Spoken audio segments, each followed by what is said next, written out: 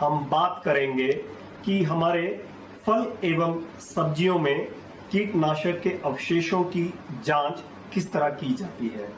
कीटनाशकों के अवशेष क्या होते हैं, पहले हमें इस बारे में जानकारी होनी चाहिए। जब भी हम किसी फल या सब्जी में किसी कीटनाशक का प्रयोग करते हैं तो उसकी जो मारक क्षमता या पॉइजनस एक्टिविटी जो है वो जिम्मेवार होती है किसी भी कीट को मारने के लिए, जो समय के साथ पर्यावरण में कम होती जाती है। परंतु यदि हम एक उचित समय से पहले किसी भी फसल का तोड़ान कर लेते हैं तो वो कीटनाशक अपनी मारक क्षमता के साथ उस फल या सब्जी में रह जाते हैं।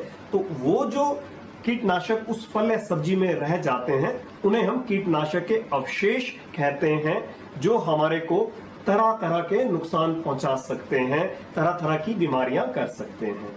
उनके जांच के विषय में आज हम यहाँ बात करेंगे कि वो जांच कैसे की जाती है।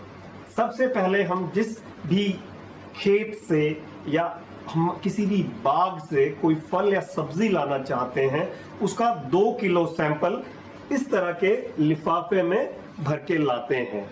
उसके बाद उसको एक होमोजेनाइजर में हम लोग ग्राइंड करते हैं। 2 किलो सैंपल कम से कम होना चाहिए। ये इस उपकरण में डाल के इसको हम बिल्कुल अच्छी तरह से ग्राइंड कर लेते हैं। जैसा कि आप देख रहे हैं, हमने इसको डाल दिया, पूरी की पूरी भिंडी हमने इसमें डाली है और इसको चला के हम उसको बिल्कुल ग्राइंड कर लेंगे।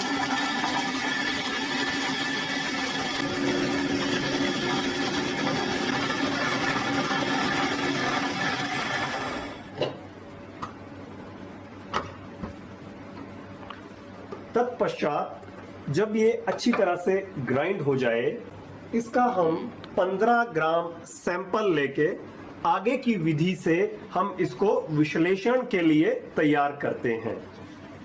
15 ग्राम इसमें से सैंपल लेके इसमें एसिटोनाइट्राइल नाम का एक सॉल्वेंट डालते हैं और उसके बाद हम इसको एक और जो हमारा उपकरण है जिसे हम हाई स्पीड होमोजेनाइजर कहते हैं उसमें इसको केंद्रित किया जाता है और उसमें बहुत छोटे छोटे हिस्सों में इसका विभाजन किया जाता है।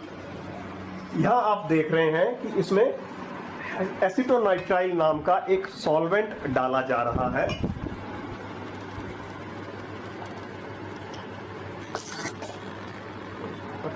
एसिटोनाइट्राइल डालने के बाद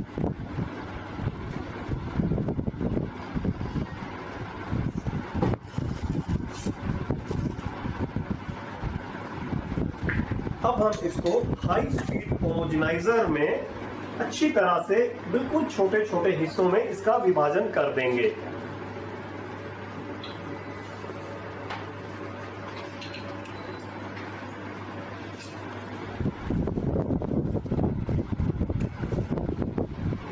आप यहां देख सकते हैं कि हाई स्पीड होमोजेनाइजर में किस तरह से अब वो भिंडी का जो 15 ग्राम सैंपल हमने लिया था उसको अच्छी तरह से छोटे छोटे हिस्सों में विभाजित किया जा रहा है, ताकि उसमें जो भी हमारे अवशेष मौजूद हैं वो पूरी तरह से हमारे इस एसिटोनाइट्राइल नामक सॉल्वेंट में आ जाएं।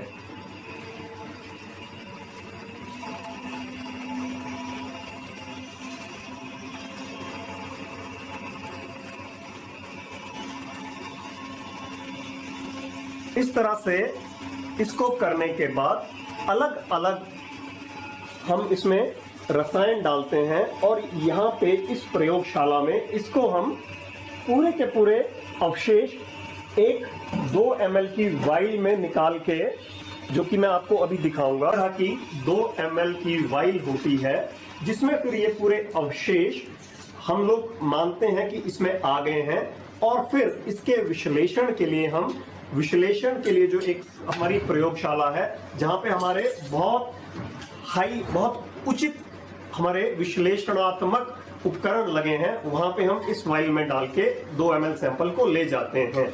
2 ml सैंपल इस तरह से वाइल में लाने के बाद ये विश्लेषणात्मक प्रयोगशाला है जिसमें हमारे बहुत ही उचित मापदंड वाले उपकरण लगे हुए हैं, जो कि आप देख सकते हैं कि हमारे सहयोगी इन पे कार्य कर रहे हैं। इस तरह से फिर उस 2 ml सैंपल को हम इन उपकरणों में लगा के इनको चला देते हैं। पूरा चलने के बाद आप यहाँ स्क्रीन पे देख सकते हैं किस तरह से हमारे को अवशेष नजर आ सकते हैं। जैसा कि आप देख रहे हैं, जो सैंपल हमने इस इंस्ट्रूमेंट में डाला था उसका यहाँ पे रिजल्ट आ गया और ये लैम्डा साइलोथ्रिन हमारे को इस भिंडी के सैंपल में लैम्डा साइलोथ्रिन नाम का कीटनाशक मिला। ये हमें कितनी मात्रा में मिला वो भी हमें इससे पता लगता है, जो कि ppm पार्ट्स पर मिलियन में हमें बताया जाता है। पार्ट पर मिलियन का मतलब है 10 लाख में कितने हिस्से उसके पाए जाते हैं।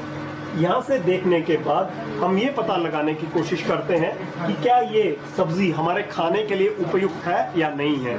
उसके लिए हम देखते हैं FSSAI एक संस्था है भारत सरकार द्वारा स्थापित, जिसने MRL मैक्सिमम रेजिड्यू लिमिट, मतलब वो मात्रा जिसमें एक कीटनाशक किसी सब्जी या खाने के पदार्थ में अलाउड है, वो स्थापित की गई हैं और दी गई हैं। यदि ये मात्रा हमारे उस MRL से ज़्यादा है तो इसका मतलब ये होता है कि ये सैंपल हमारे खाने के लिए उपयुक्त नहीं है। ये मात्रा हमेशा हमारे MRL से कम होनी चाहिए। बागवान भाइयों को ये ख्याल रखना है कि उचित समय पे ज़रूरत के अनुसार ही कीटनाशक का प्रयोग करें और वो हमारी इस प्रयोगशाला का फ़ायदा उठा सकते हैं। वो अपने सैंपल यहाँ से जांच के लिए भेज सकते हैं, जिसके लिए उन्हें एक तय धनराशि, जो कि हमारे विश्वविद्यालय द्वारा तय की गई है, वो चुकानी होगी और वो अपना सैंपल निदेशक अनुसंधान या हमारे विभागा अध्यक्ष के थ्रू हमारी प्रयोगशाला में भेज सकते हैं। तो मुझे उम्मीद है कि इस सब जानकारी के बाद किसान एवं बागवान भाई कीटनाशकों का उचित प्रयोग करेंगे, ज़रूरत के अनुसार प्रयोग करेंगे और हमारे सब उपभोक्ताओं को स्वस्थ भोजन उपलब्ध करवाएंगे। धन्यवाद।